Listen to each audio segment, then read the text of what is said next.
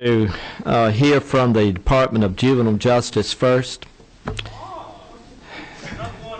Uh-huh.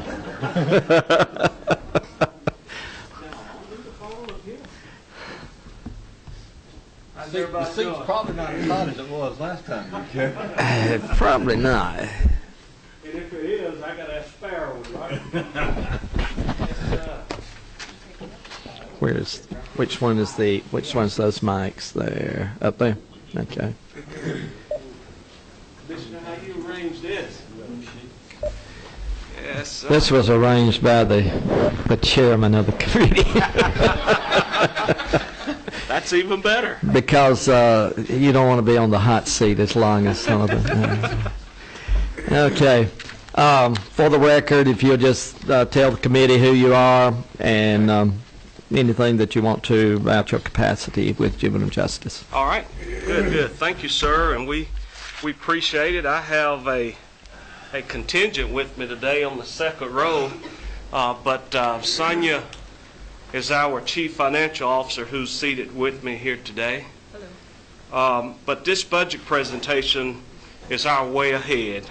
It includes our operating funds for several of our RYDCs and the expansion of our community-based incentive funding to support the governor's pay packet for our correction officers, bond funding to support facility repairs and security upgrades, and improvements, design and construction funds in that bond packet to replace our first generation facilities, as well as security and our enhancement and upgrades as it relates to our facilities.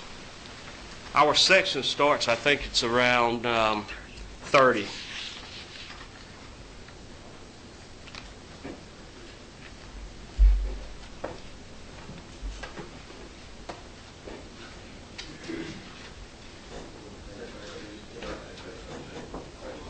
Page 13, section 30 there. Go ahead, sir. All righty. But DJJ currently provides this particular budget provides for around $308 million is our total budget. We spent about $12.2 million in our medical and about $8 million in food costs for our youth that's incarcerated with us. Our state funds for that budget is around $301 million. Our federal funding is about $7 million. Our education is probably about $1.5 million, and our Title IV funding is $1.5 million. We have about 4,200 funded positions. Of that, we have about 1,904 security positions that man our secure facilities. And as of today, we've got around 1,593 field positions in that security area. Facilities, we operate about 27 facilities, 92 court service offices, and that 92 court service offices involve our community probation and parole specialists that operate roughly 16,000 youth, oversee about 16,000 youth in the community. In our secure facilities, we have roughly 810 of our long-term committed beds, which is our YDC. And then our short-term placements, our RYDCs, we run around 1,200 beds there. Let me paint a little picture as to what's sitting in our beds today. We have about 16 individuals in our long-term care charged with rape, 11 guys that's charged with murder, 37 that's charged with aggravated child molestation, around 21 that's charged with aggravated sodomy, 92 individuals that's charged with some form of armed robbery, and then 11 charged with child molestation, and that roughly 206 of them is that Senate Bill 440, which is your 7 deadly sins, those type individuals. As you can see, years ago where you would think and process a juvenile facility or juvenile corrections, what a lot of people call it, to where you have these individuals that's in there for misdemeanors. But as you can tell, we run about 206 of those of individuals that really, really need to be inside of secure confinement.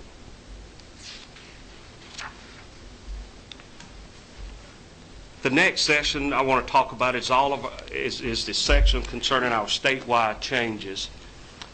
If you recall last time when we did the 14 amended budget, we talked about how we was going to stratify and move funds around to make sure that it fits the right program, and that's what we're doing with this 15 also. So a lot of this, I'll repeat myself, but it'll be in the areas of where we not asking for new money, but we taking money and transferring it to where we really need it to be, and so that the people, those particular officers and staff members, are the budget aligns with the operational day-to-day.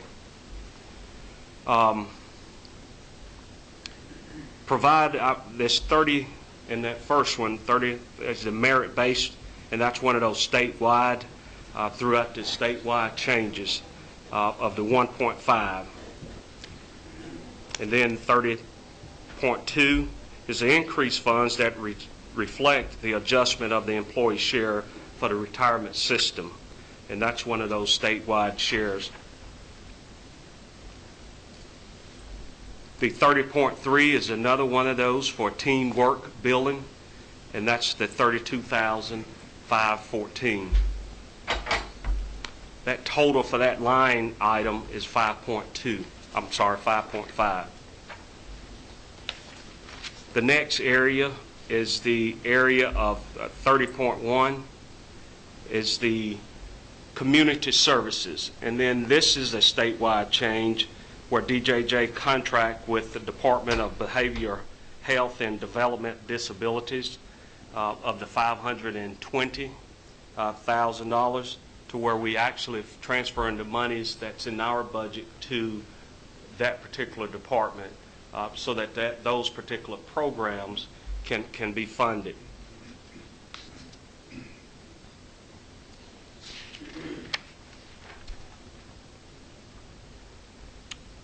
Okay.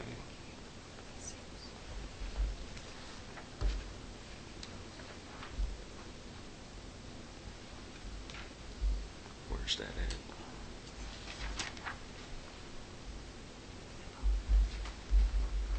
Okay. Yes, sir. Wait a minute, let me cut you on. What's your number? 24. Okay. Okay. You mentioned $520,000 in these programs, more like pass-through. Would you review the programs again for me? Yes, I want sir. to make sure on those programs. Yes, sir. These particular funds for that includes the 520. It's for the contract with the Department of Behavior Health and Development, DD8 or DBHDD, Department of Behavior Health Development Disabilities, and that's for our shared costs for our mental health and substance abuse that department handles for our youth that's incarcerated. And what it is instead of us paying the provider, DBHDB pays for those providers. Okay, thank you. While we're sort of stopping for a moment, there may be some other questions, if you don't mind taking them right now. Yes, sir. 22. Okay. Commissioner, this is not even a budget question. This is just a personal interest question. You were talking a minute ago about the number of people that are incarcerated in the different crimes. What do you happen to know off the top of your head what the average age is that For those categories is around 16 to 18.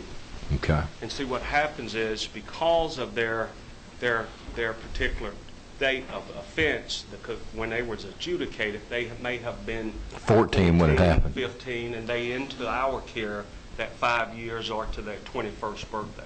So it's fair to say average age after adjudication is 16 to 17 Yes, years sir. old? Okay. Yes, sir. Thank you, sir. But you would see where a lot of our kids, and I'm sure it's like that elsewhere in the nation, but a lot of our kids coming into us in that's 14, 15-year-old with these major offenses, crimes that they commit, or the adjudicated kids, and they stay in our facilities longer, and they becoming more aggressive and harder to deal with in our population. Thank you, sir. While we're talking about facilities, talk about your facility changes that you're, once you're closing and once you're opening, and what kind of effect it's going to have statewide. Excellent. You just flip to that. That would be good. Let me see the one for the Paulding County.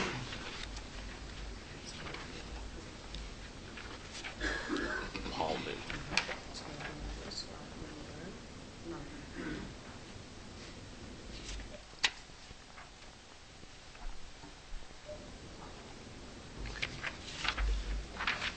So let's back off and start with the Paulding County facility that we closed at the end of last fiscal year.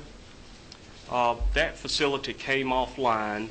We had a reduction in our youth that was actually in that catchment basin in that area, to where we take those funds because it wasn't really filling the basin up, that catchment area, and we utilized some stratification and making sure that the youth fit the bed space that we had available, and dealing with those particular youth that was housed in that area or at that location from the area, and transported those kids throughout the state so that they can get the treatment and the rehabilitation that that facility was not able to furnish for the kids, to cut down on rehabilitation or recidivism, and put those kids to where they can get the treatment that they need at some of our more long-term committed facilities.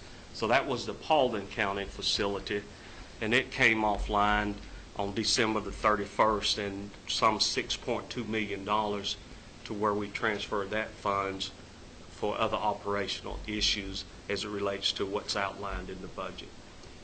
So, and now we at the issue of Gwinnett County. And you may see in your document to where Gwinnett County is slated to come offline in this particular fiscal year, the end of June 30th. And that particular unit is an old first-generation facility where the expenses for the last 4 years have increased from a maintenance perspective. The facility itself had issues as it relates to plumbing. We had to shut the entire facility down last year for plumbing issues, to where we had to dig up the entire control room and the master main coming from the facility out to the street, and that was roughly close to $75,000 in that, and we took the facility offline for that, and transferred the youth to Rockdale and to Clayton. The infrastructure is very weak. The salad port is not conducive to today's climate as it relates to van accessibility. The intake area is not conducive to what you would say for secure confinement. We utilize in an office area. Our main entrance is not conducive to what a main entrance should be in a secure confinement. Several issues with the roof. We have to move those kids from a secure confinement outside the secure perimeter for medical, as well as education is being conducted in the mobile homes outside the perimeter fence, because the land is so condensed there that it's just not feasible to continue that particular process. So with that, the Rockdale County facility, back in 2008-9, when this was on the master schedule, Gwinnett was on the master schedule to come offline, funds was allocated to open up the Rockdale facility. And Rockdale facility opened up, and with the Gwinnett coming offline, and then you'll see some funds in there for the Clayton addition. All those three facilities go hand in hand as it relates to transferring of the youth to be in a more secure confinement area. the properties that you have now closed, they go back, are you still in possession of them, or have they been turned over to state properties? They're still currently in our process because we still decommissioning those facilities and making sure we get all the DJJ property out, and we maintaining it to make sure that when we do turn it over to the property authorities that it's a clean bill. That it's stripped. Yes. Is that a nice way of saying it? Yes, sir, Mr. Chairman. So, but there's no interest from the local communities or anything at this particular time to take over those facilities, or state properties will have to determine? State property will have to determine, but there is some interest in the area for the Gwinnett County facility. Okay. Yes, sir. We haven't had any interest that I know of for the Paulding County facility. But one of the unique things that we have done or doing is some of the old facilities that the DLC, Department of Correction, had decommissioned is those kind of facilities that we're looking for, that we can do maintenance, upgrades, and security enhancements. And you'll see in there the two particular line items, the build new facilities. We're looking at those particular advantages, taking advantages of the DLC property and enhancing our secure areas. Okay. You have another question here? Yes. Thank you, Mr. Chairman. I appreciate it. Thank you for being here. I appreciate you testifying. One of the concerns that I have with some of the closings we've had in Gwinnett, we're closed down. Is it RYDC? It's an RYDC, yes. And so everybody at the Gwinnett RYDC was transferred. Where were they sent? Well, they will be sent to the Rockdale, and then the northern end of Gwinnett County would go to Hall County, to Gainesville. How many, do you have an approximate number of people that are going to be sent down to, where is it down there, not Rockdale? Rockdale County. Yes. How many people are going to be sent down there?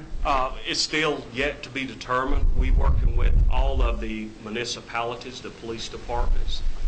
We meet with them regularly to look at their particular officers as it relates to arrest in that area to determine the closest route. Okay. It will inconvenience a lot of the police departments to go from that particular area to Rockdale and or Gwinnett County.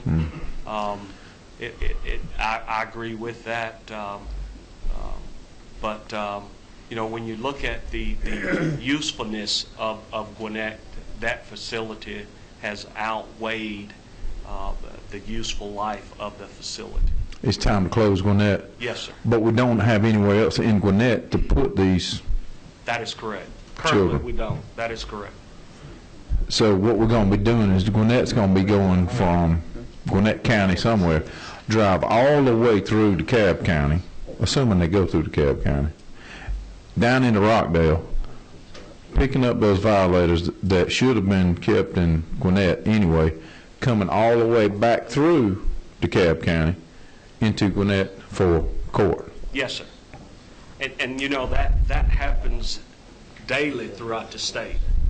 I know Gwinnett County is a highly populated county, and they have a high at-risk population. But when you look at the entire state and the way that the facilities are located, we have some counties driving 2 counties away to take youth from their particular jurisdiction to be housed in those particular counties where we have a facility. And is that in generally rural areas? Some of them are in rural areas, yes, sir. Where there's less density of population? That is correct, sir. Not like we have in Gwinnett and DeKalb and Fulton and Rockdale? Yes, sir. Okay. That's true. That is true. Okay. Thank you, sir. We have a couple more questions here. You're 22. Go ahead. 22. All right, you wish. Commissioner, I was sitting here looking at 30 6.4.8, increased funds for juvenile correctional officer market salary adjustment. Yes, sir. We're looking at about a little bit over $1 million there. It says you want to bring them up to 27,472. Yes, sir. What is the current salary? The 24,322. 24,322. And we want to move those guys and ladies up to the 27,472 mark. So about a 10% increase. Yes, sir. Okay. And the reason being, we have, and I can talk about the turnover, Yeah. but that segment of turnover is killing us. You know, when you look at the state audit report, it shows that juvenile correction officer at that salary range is was the highest turnover in any state government employee in the state. And it's hard to compete with that salary to where we're losing them and they turn over. Last year I talked a little bit about turnover creates additional turnover because you're having those individuals that's staying with you being overworked, and they stand on the job a lot longer and have compensation issues. And what causes that is the officers, the conditions, the work environment, as well as the salary.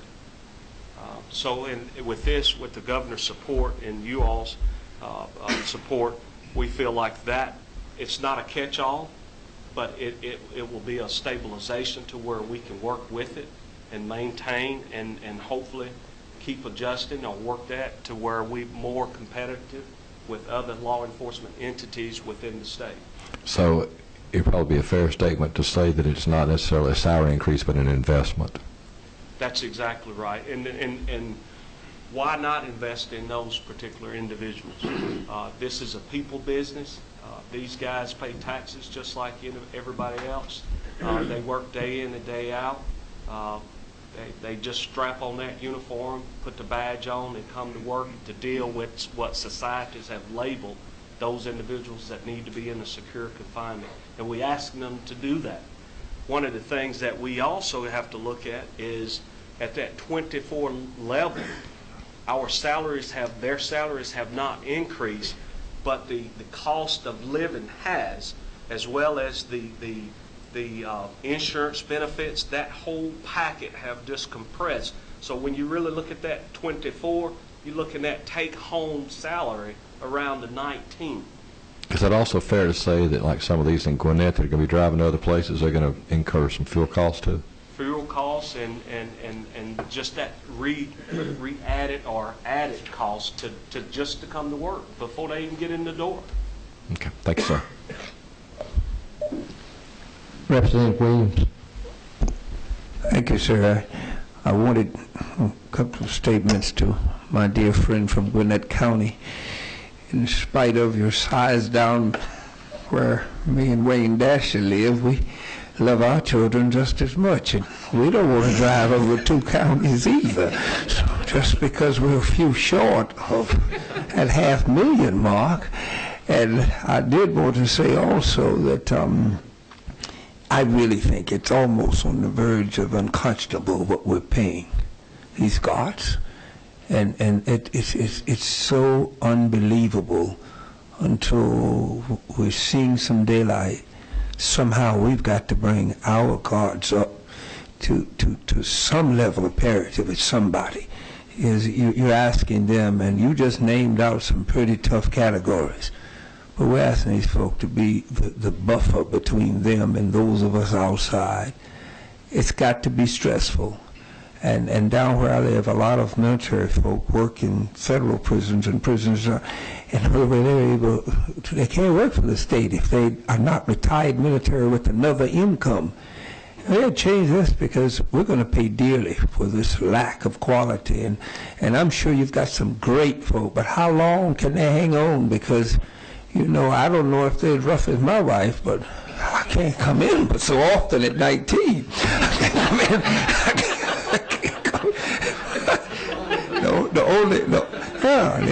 The only people that's paid worse are us. Sir, you got me sweating over here. I'm going to have to cut him off.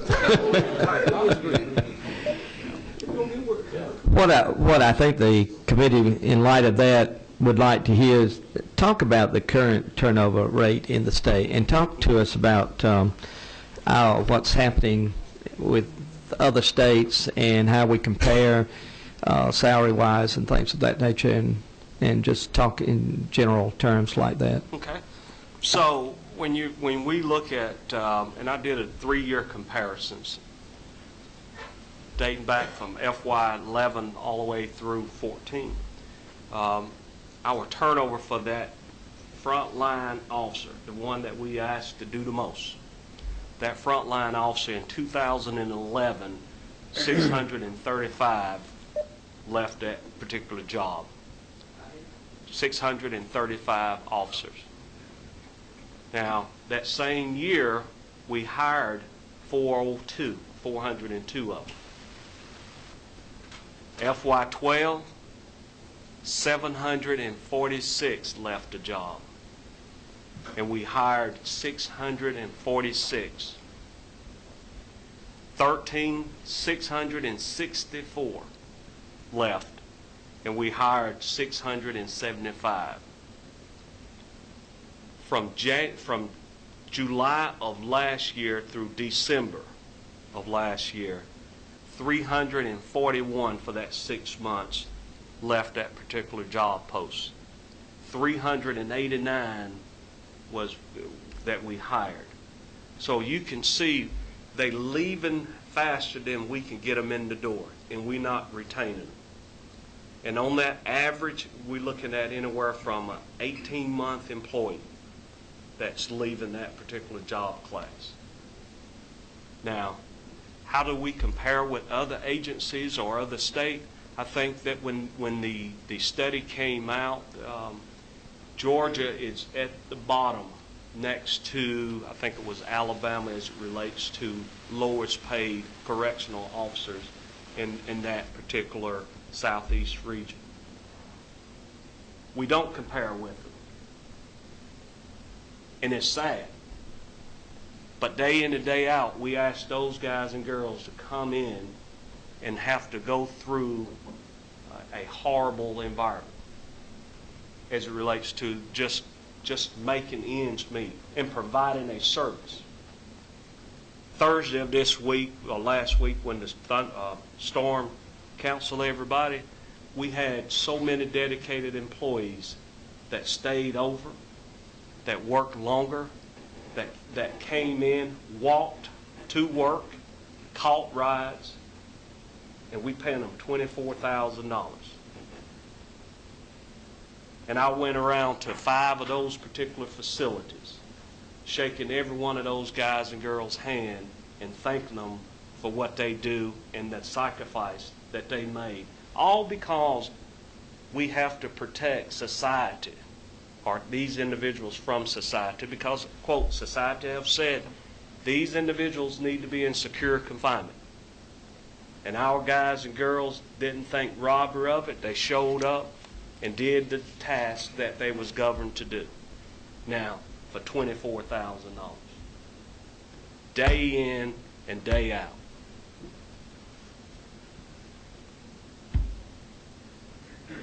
So Georgia doesn't compare. If we do, we're at the bottom of it. And it's a shame.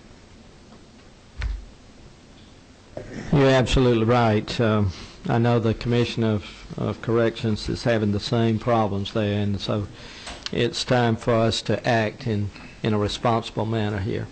And we thank you for the guidance. We thank you for the attention that you're giving to this. It's a, one of those investments. And I just think that it's the right thing to do, and it's the right time to do it.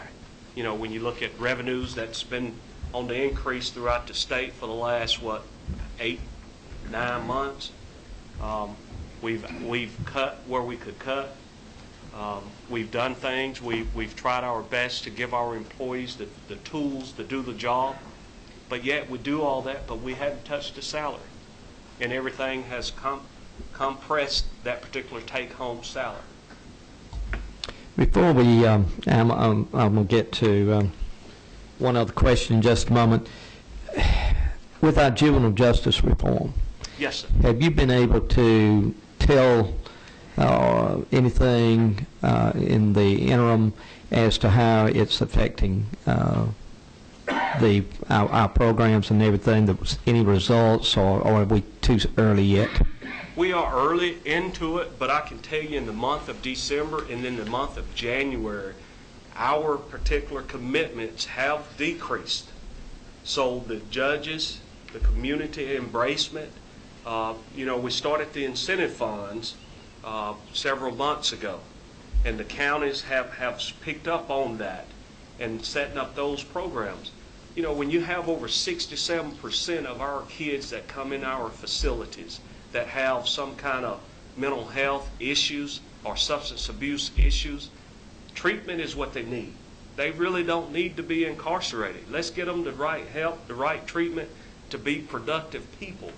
And that incentive grant, so yes, sir, we are really seeing the commitments for those 2 months decrease. Now, I really want to wait around March to get that first quarter report to really look at to see if that is the impact, because numbers do drop off somewhat during the month of December because of the holidays. The school is not in session, and so the incarcerating rate is not like it should or like it normally tracks. But we have seen a decrease in those particular commitments and an increase in the support in the rehabilitative programs that's out there. Yes, sir. What I think the committee would be interested in too would be any unintended consequences or things that have happened that you think need to be brought to our attention, and that's going to be a very important aspect of this. Yes, sir. We have one more question before we let you off here, or anything else that you want to tell us, and I think that's Colonel Hitchison. This is just a favorable comment here. I consider myself to be someone of an expert on salaries and pay, particularly in the criminal justice department. I've watched it for many years, and as most of you know, it wasn't my job to advocate on behalf of corrections officers. Right. But I always excluded them from any analysis that I did when we were developing material to bring before some of these committees. But I've never been able to understand how you've been able to keep anybody. And the thing that concerns me most now is the statistics. Wouldn't work. No, you're not. I know you're trying to cut me. There we go. I thought maybe you're cutting me off. I was trying. Well, the statistical data that you just talked about has come from the greatest recession that we've had in decades. And now that the economy is picking up, there are going to be more people seeking other jobs in the private sector and other organizations that are much more profitable. And, I just want to be on record that I'm for you and for the Department of Corrections. I've watched it and wondered for many years. And Well, we thank you for that. And coming from a law enforcement background, working both in law enforcement as well as corrections, correction has always, for my 29-year career, has always took the back seat to salaries. Officers, those guys out there that look pretty in the uniforms, got raises. Our guys that's inside the wire was pressed down. And I'm a firm believer, those guys and girls, both uniforms, regardless of the badge, at the center of every badge in the state of Georgia is that state seal. We all in this thing together. well, it's not uncommon now in local agencies to see radio operators that make $35,000 a year as a starting salary, and it's just always concerned me that we put somebody under the conditions that correctional officers walk under for $10,000 a year less, when you could be sitting there on the radio answering the phone and speaking on the radio and not being endangered in any fashion. Thank you, sir. I want you to think about down in South Georgia, in the Terrell County, we had a facility that belonged to corrections and that you now own. JJ owns this. And do you have a little update or anything as to when because we need, as you well know, we are the ones that are suffering in South Georgia for some place to put those. So glad you asked. At 50.2.55, Just in the wanted you capital to. section. In the capital section, we got $12 million set aside for a new facility. And we hope that the budget passes and that we can start with that particular item. Just wanted to make sure that they really knew about that one. Thank you. Anything else that you'd like to tell the committee or anything about? Well, of course, you know, we have had juvenile justice. One of the things that Commissioner Owens and myself have discussed, and of course when I was a county warden, he was my commissioner and he still is. If we ever can turn this thing to where you've got those guys and girls that's inside the wire, those adult prisoners, 80% of those individuals that's incarcerated nationwide, 80% of them had some kind of dealing with juvenile justice. If we ever can, when juvenile justice kicks in, if we ever can get those kids focused, teach the men how to be men, teach the women how to be ladies, and teach them how to be a family connection, do everything we can, don't you know that that's going to slow down the growth level as it relates to what's going in the prisons? You know, we can start there and go anywhere with that. So through that, with education, I appreciate the opportunity to be here in front of you all. Commissioner, this committee is certainly behind you, and please know that we are here to help you. Yes, sir. Because young people are our assets for the future. Yes, sir. And we understand that. One last question here, and be quick, because we are... Excuse me, Mr. Chairman, we might not hear, I just want to make sure now. We talked about moving, you know, the money, some $529,000 that were coming out of the shelters for battered women. So there was some talk about, and I can't even see the connection about it going into CJJ. Is there any, so that's not, okay, that's okay. That was, just want to make sure of that. Thank you. Thank you, Commissioner. Yes, sir. Appreciate it. Thank you. I'll have you 15 minutes. All right, if we'll go to corrections now, and it's section 18 on there, and we're still going to give you plenty of time, Commissioner, to speak, even though this room is reserved at 2 o'clock. Good afternoon. And seated behind me, his name's been mentioned several times, are two gentlemen. Yeah, please introduce everyone and for our listening audience, if you'll just tell us who you are, and we all know, but... Yes, I'm Brian Owens. I'm Commissioner, Department of Corrections. I have seated to my right Miss Becky East, who's our Chief Financial Officer. The chair's not too hot. I think he left it pretty cool. But seated directly behind me are two distinguished Georgians, one representing Waycross, Georgia, the other one representing Glenville, Georgia. They're longtime members of the Board of Corrections, both former chairmen. The gentleman from Glenville is Mr. William Dasher. If you'll stand up, Mr. Dasher. Mr. Dasher is famous for his Glenville function every April. Well, he has a law enforcement supper for about 2,000 law enforcement officers every year. And Mr. Rouse, if he'll stand up behind me from Waycross, retired from the Department of Corrections, is also a former county commission chair in Ware County. So those two gentlemen are here for moral support today. Well, we're glad they're here. All right, Commissioner, go ahead with your presentation. Yes, sir. And I don't know if you can do it with your documents, but I found it easiest to put my two tracking sheets side by side because we're going to be moving some funds from one to the other. And it is section 18, and I'll let you get there.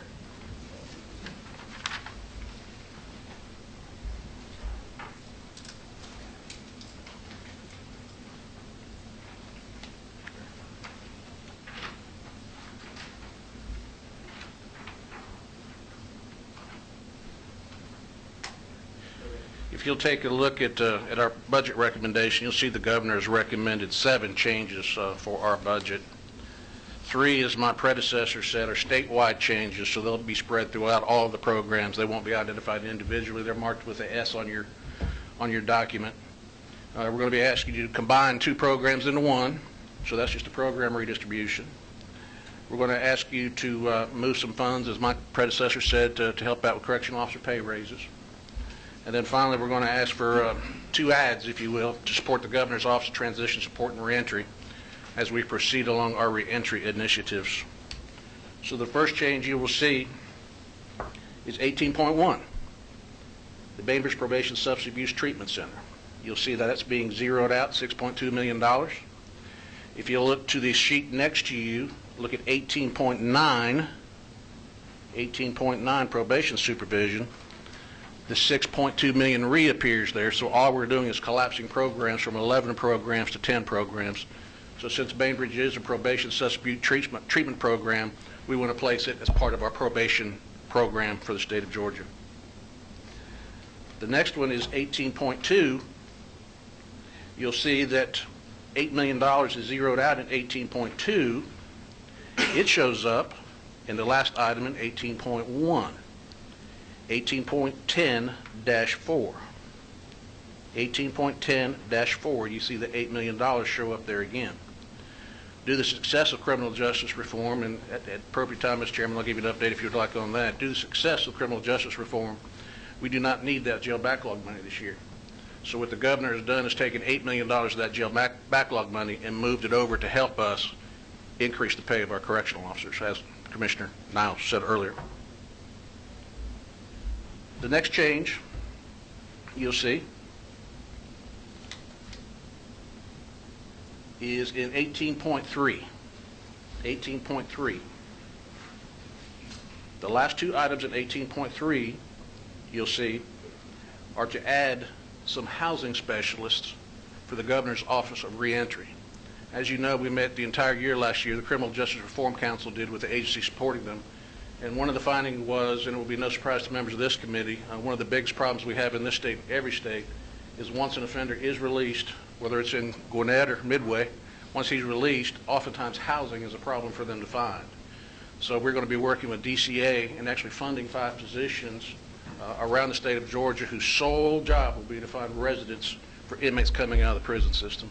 And we believe that will have a huge impact on inmates coming back into the prison system. Obviously, a man doesn't have a place to live, and if he doesn't have food, he's going to find a place to live, and he's going to feed himself, and we know how he's going to do it. He's going to do it the same way that got him into prison to begin with. And then finally, concluding with our statewide changes. Statewide changes are the same as in every agency that you're going to hear from today. We see a $12.8 million increase in the employee share of the retirement system. We see about $115,000 in TeamWorks, which is a PeopleSoft program. And the final statewide change, again distributed across all the programs, is an additional $4.7 million, which equates to approximately 1% of our personal service budgets.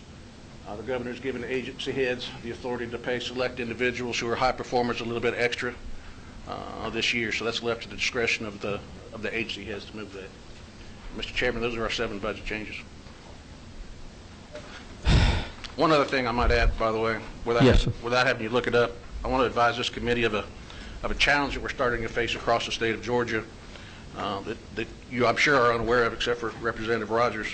Several of our municipalities across the state of Georgia, saying it bluntly, are trying to balance their budgets on the backs of the state taxpayers of the Department of Corrections. Most of our facilities, we contract with local water sewage plants in local communities. And we're actually under mediation, City of Baldwin in beautiful Habersham County up there, where we have Arendelle State Prison, is really, honestly, being inappropriate with the funds that they're charging us. On a statewide basis, our contracts with our prisons, it's about $2.90, I believe, approximately, per 1,000 gallons of wastewater. That's our average. We're currently paying $7.18, I believe, to the City of Baldwin up there, and they wanted $9. Well, we're under mediation with them right now to try to get that corrected. I think it's a little bit higher than $7.18. They would like a $9 rate, but the I was thinking it was a court mandate around $8. court mandate actually is $7.18 to the City of Baldwin, and there's another a little over $1 going into a court registry account that will be yes, sir, you're correct. That will be either given back to us I'm or given extremely to. familiar with that. Yes, sir. Yes, I know you are. But it, you know, it's actually a shame. We provide 380 jobs up there and a $19 million annual budget in Habersham County. But again, this is not new. We have 4 other localities that are attempting to do the same thing. So we've requested our bond package, and the governor has recommended $3.6 million for us to build a wastewater treatment facility on the grounds of the Arendelle State Prison. Now that will harm that small community, but we've been over backwards trying to work with them to try to get something reasonable. And as I said, it's in mediation right now. But should mediation not go the state's way, we're prepared to go ahead and build a wastewater treatment facility there. You have a couple of questions here. Chairman Weldon. Thank you, Mr. Chairman. Mr. Commissioner, you have some arrangement with some private entities that you're working with right now. Could you just comment on the status of how that's working out? And So you're talking about the private prisons? yes, private prisons. We have a lot of private entities, obviously, that we work with. We contract with 2 premier providers of correctional services. We contract with Corrections Corporation of America. We've had a contract with them since the late 90s, mid-90s to late 90s, and they operate 3 of our private prisons. We recently, I believe it was 2012, I think, 2011, contracted with Geo Corporation, and they built us a 1,500-bed facility over in Milledgeville. The relationship with all 4 of those prisons, both providers, is excellent. I think what this committee understands or needs to understand is that that is a niche market, if you will. The state always will handle the seriously violent, the seriously mentally ill, the seriously sick, the dangerous predator type inmates that we classify as a close or maximum security. What the private providers provide us is housing for medium security and below. So you have to be medium and below to go there. But the benefit to the state of Georgia, in my opinion, is as these facilities are being built, state tax dollars aren't, state bond funds aren't being used to build them. Those are private funds used to build those prisons. So we benefit on the front end, and we also benefit on the back end because we don't have the liability of pension costs and health care costs for all those employees. So we have a great relationship with them. I'd like to particularly want to brag on our newest partner, Geo Corporation. You know, oftentimes business people across the world get a bad rap, but about a year or so, I was meeting with CEO of Geo Corp, Mr. Frank Zoli, George Zoli, excuse me, and he asked me what they could do to be the best. And my comment to him was really beef up your programs. Make sure you're doing all the correctional programs so that these men in this case can get out of prison at the earliest possible time. If they complete their mandated programs, and the parole board looks favorably upon them. So the CEO of that corporation, on his own dollar, hired an expert from the University of Cincinnati, a renowned expert on criminal justice programs, and put together programming at Geo State Prison for 800 inmates at a time. And the state's not paying a dime for that. So our partners are very good, sir. Commissioner. Thank you. Thank you. We visited that one in Milledgeville recently with your Assistant Commissioner Ward there. He was with us, and we're very, very proud of what they're doing there, and CCA, what they're doing for the state. Those are 2 entities that we're very proud of as to what they've accomplished in our prison system there, and we commend you for working with them and always having the we're glad we have the opportunities to work with them in this state. 2 good partners, very good partners there. Representative Williams. Thank you, Mr. Chairman. Good to see you, Commissioner. Yes, sir. What is the average pay of your correction officers, your guards, and what will this influx, what will it work out to? It's the same as DJJ. A beginning correctional officer makes $24,322 per year. The last statewide pay raise they had was in 2008. Prior to that, the last statewide pay raise they had for starting salary was $19.99. Yeah. So there's been one raise in the 21st century for these correctional officers. And our turnover rate, although not as high as Department of Juvenile Justice, sheer numbers were quite a bit larger, as you all are aware. Our turnover rate, and I think it might have been Colonel Hitchens talked about this is happening in the middle of a recession. When the recession was at its deepest, our turnover rate was 16%, which is phenomenal for us. Well, now it's 31%. So as we've come out of this recession, that turnover rate is getting higher and higher and higher. So essentially what it does for us is it will take it to the same as DJJ, 27,472, once the correctional officer makes a correctional officer 2. But to bring that point home, and I won't over dramatize it, but as you men up here know, this is a dangerous business that we're in. October 11th, 2012, Officer Larry Stell came to work at Telfair State Prison, 11-year veteran. Inmate at Telfair State Prison, had his second stint in prison.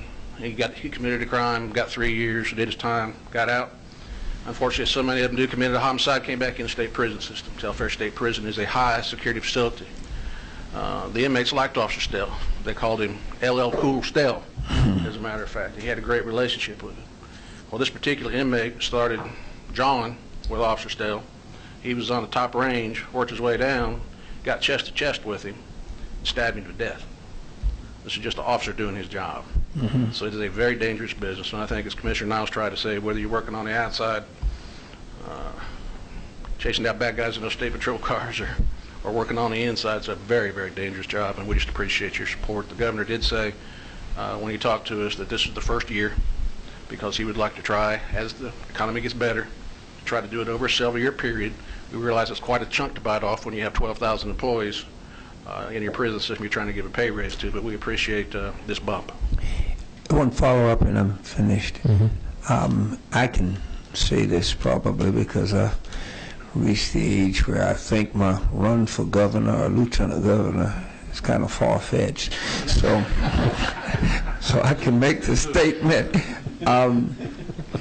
Until we have a similar situation that the Zell Miller administration instituted for teachers, 50,000 plus, that we set out to say we're going to reach the point of a decent pay for correctional officers, and here's how we're going to do it. Right. And it's going to take a real chunk, 10, 10, 10, 10, until we get there, because we can't claim to love our children and don't do anything to make sure there's security there. Somebody's going to have the political courage to do what's necessary in a field that's not as colorful as some of the other fields in this state. Thank you. Okay. Commissioner, two things. One, of course, we all know the turnover rate and everything else. Can you expand just a little bit about how we compare to other states and where we are? Commissioner Niles got it right, with the exception of Alabama, I think Louisiana. There was a full-blown audit report. We'll be glad to get to this committee that was done over the last year, where it lays it all out. But we're at the bottom. A little bit unfair, though, when you take a look at southern states, and I would encourage you, when you're comparing anything in a prison setting, only compares to southern states, because you get up in the Midwest, the West, Northeast, those are union states, and it blows everything out of proportion. So in the southern states, Florida and North Carolina are the two highest paid, but there are also union states in Florida and North Carolina. But among the southern states at the lower tier, we're at the bottom, I believe, only behind Alabama, perhaps Louisiana. Okay, and as a follow-up, this is just a comment. Having Lee Arundel in my district, I think I'd like to stress to members of this committee and to everyone listening, it's not just about a correctional institute. That's a community right there. Sure is. And it's not just that they provide 380 jobs in my district. I just want to give you an example. During the coldest part of the winter a couple of weeks ago, Warden Seabold at Lee Arundel overnight basically put together a drive to bring in blankets, coats, plastic, paper, anything possible. And she had all of her correctional people jumping in and helping with that and bringing them down to help with the homeless. And that's the type of commitment to community that they have throughout the state. And I just want to let you know how much I appreciate having you guys in my district. Thank you for that. It reminds me, too, it's not just the staff, believe it or not. You know this story. The inmates up there started a Locks of Love program where they cut their hair and donated to cancer patients for their hair. So it's a phenomenal community up there. It really is, that county. Lee Arundel has a long history up there, and it's truly a family up in that location, as it is in most rural locations where we have state prisons. And your choir up there is second to none. Yes, sir. Sell those CDs for $16 a piece, by the way. I've got to. Commissioner, is there anything else that you would want the committee to hear at this time? No, sir. Well, you know, this committee is going to look after our departments, because we understand the importance of what y'all do and the dedication of those individuals. You've got a great probation group there. We've got good working relationships with the pardons and parole, and so we're just real proud of our agencies as they work to make things work here in the state, and just thank you for what you do. Are there any other questions from the committee members? If not, we stand adjourned.